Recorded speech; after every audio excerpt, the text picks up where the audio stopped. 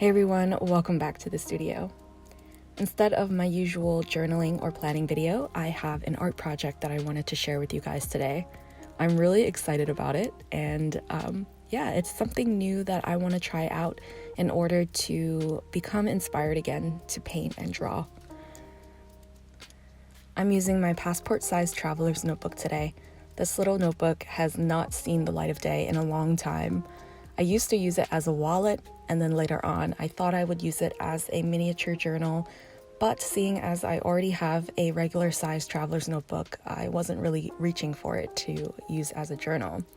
So I decided to repurpose it, and I created my own watercolor sketchbook to go inside of it. To be honest, I don't really like the watercolor sketchbook from the Travelers Company. The paper is very thin, and I like to use a lot of watercolor paints when I am making my artwork. So I took my Arches watercolor paper pad, I cut down some pages, and I decided to learn how to stitch the pages together using the Coptic stitch method. It took me a long time to get the hang of it, but I think the result is worth it for me.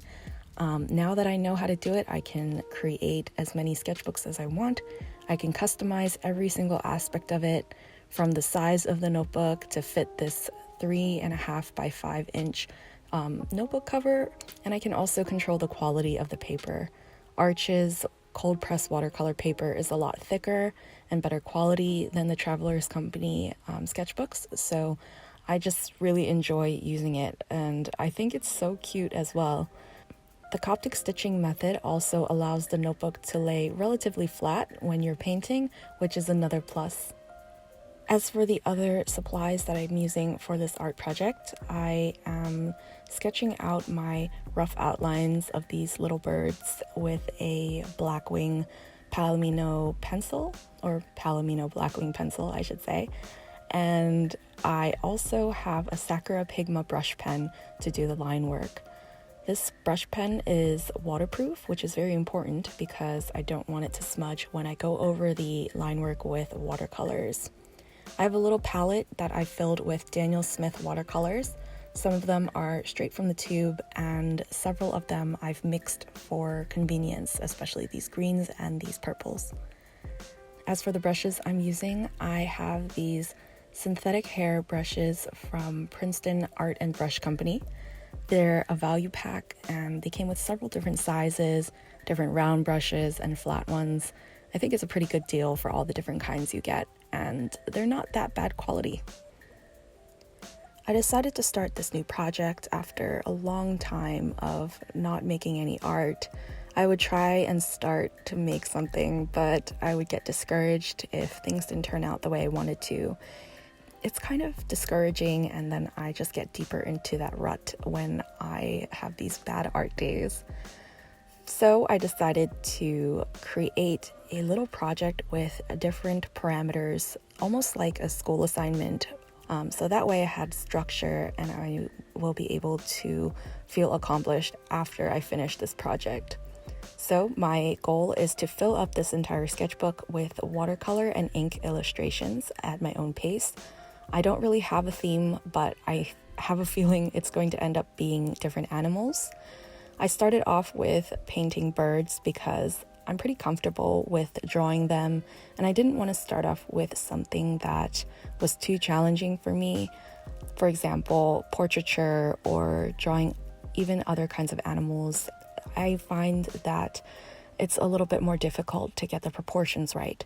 So since I love drawing birds, I feel familiar with the subject matter, I decided to start off with that to give myself an initial sense of accomplishment and give myself confidence to continue on with the project.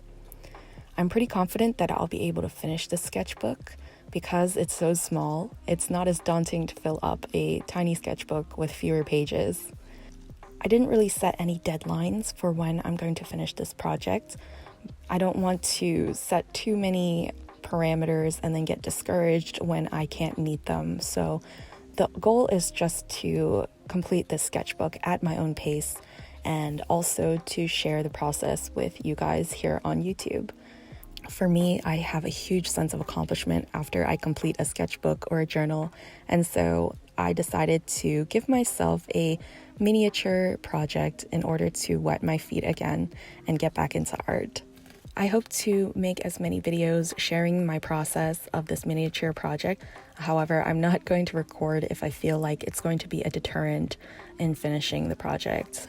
I want this to be an attainable goal, so I didn't include video recording every single spread as part of the parameters for it.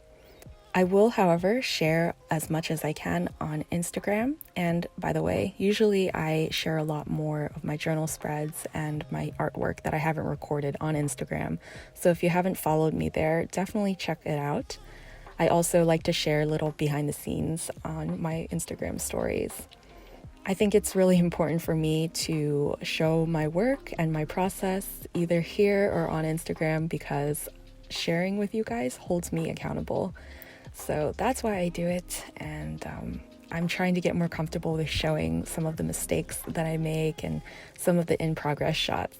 For example, there are several times during this video where I made a stray mark or I made a mistake, especially on the kingfisher bird here when it's in flight. But at the same time, I'm really pleased with how my entire little spread turned out of all these different types of kingfisher birds.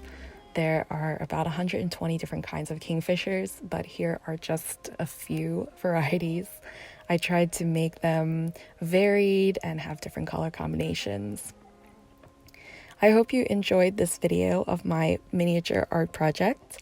If you have a miniature project that you're working on, or even a huge one, let me know. I'm always so curious to know what you guys are working on when you're watching my videos. Usually people are journaling along with me, but sometimes people are doing arts and crafts, or they are sketching, or even needle felting and doing textile artwork, which is so cool.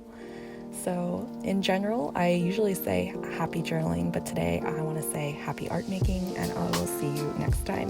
Bye.